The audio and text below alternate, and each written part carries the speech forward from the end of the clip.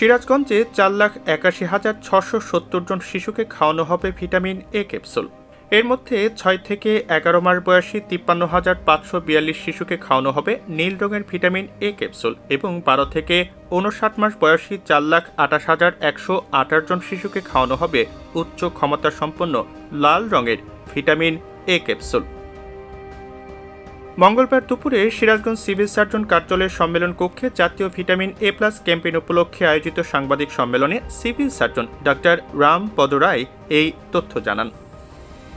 এ সময় civil surgeon বলেন, আগামী 1 জুন জেলার 15টি স্থায়ী ও 2112টি অস্থায়ী টিকাদান কেন্দ্রের মাধ্যমে শিশুদের ভিটামিন এ ক্যাপসুল খাওয়ানো হবে। 8টা থেকে 4 ঘটিকা পর্যন্ত এই ভিটামিন এ ক্যাপসুল খাওয়ানো হবে।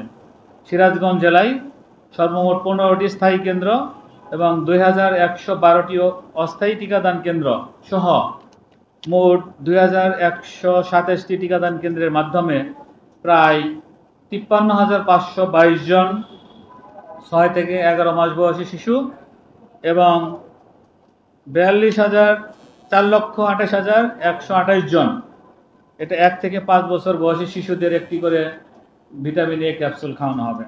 এছাড়া শিশুদের টিকাদানের পাশাপাশি অভিভাবক এবং জনসাধারণের মাঝে পুষ্টি বার্তা প্রচার করা হবে বলেও জানান সিভিল সার্জন।